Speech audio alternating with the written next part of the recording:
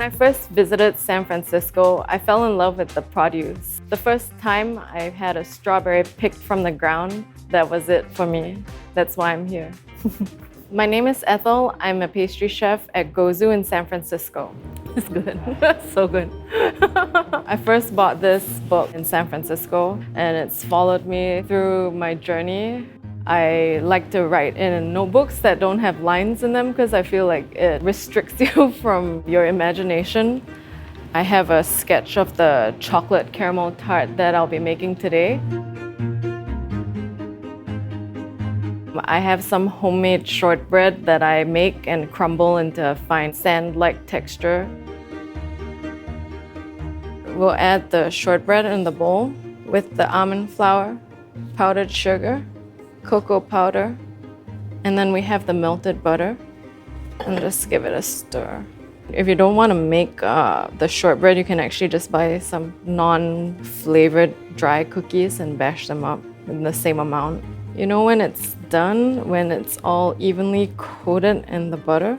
If it's too greasy, I just add a little bit more cocoa powder to absorb it. So it should come together like that. Start pressing it in. Right, just like a cheesecake crust. In this pot, we have the water and sugar. We're gonna be making a wet caramel, and I'm gonna stir it until the sugar melts and then bring up the heat.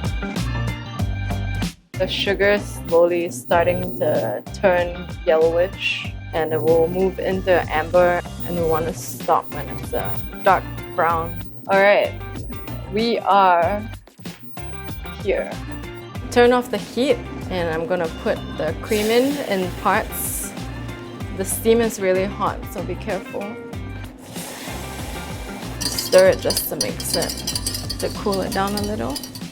I put gelatin inside so that when I whip it, the bubbles get trapped in the gelatin and it keeps its airy structure longer. Once the caramel has stopped bubbling, I'm gonna add the butter to emulsify it in, the salt, coffee extract. And then I have this empty tray here, which I'm gonna set the caramel in, like scrape it out with a spatula.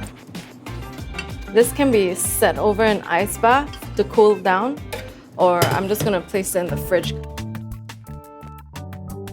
After 8 hours, the caramel is ready to be whipped. It should be cold when you whip it because you're essentially whipping the cream and the butter that's in the caramel. We're gonna mix it at speed 4 until it lightens a little bit, and then I'll increase it to maximum speed. At this point, it's almost halfway there, and I'm gonna scrape the bottom with the whisk just to make sure that it's all whipped evenly. And then put it back on.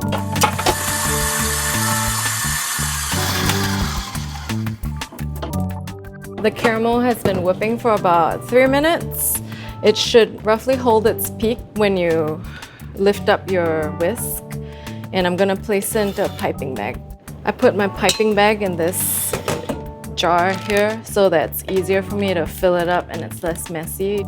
It smells like coffee and vanilla right now, almost like a dulce de leche. Take it out, push it forward, tie it up. All right. We're gonna put the cream in the pot first, and then the honey. I'm gonna bring the cream up to a simmer. It's on medium-high heat right now. Put the chocolate into the bowl. I'm using this TCHO 68% because it has the nostalgic flavors of like fudgy brownie. And I feel like it pairs really well with the coffee and the caramel. It brings out the flavor of the chocolate. This recipe is actually meant for hand-rolled truffles. It's bubbling at the side, and I'm gonna wait for it to come to a full rolling boil before I turn off the heat. Right now, put the cream into the chocolate in about 3 additions, stirring it so that the chocolate doesn't burn, and then whisk it together. It's best to add in the butter when it's about 40 Celsius or not hot to the touch. Add in the butter now. Smooth and emulsified. Pipe an even layer of caramel at the bottom of the tart.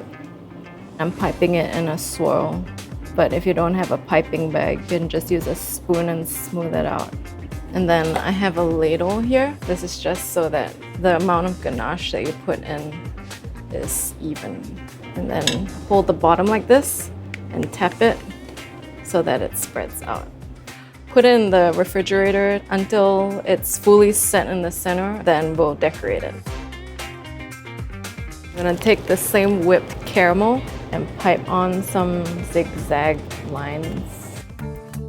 And I'm gonna sprinkle some cocoa nibs on top for added texture and some coffee salt. Grate on some 99% chocolate. And there we have it, the chocolate coffee caramel tart. I like to enjoy this chocolate coffee caramel tart with coffee. I used to sell this tart to a cafe in Singapore, and it's traveled all the way from Singapore to San Francisco with me.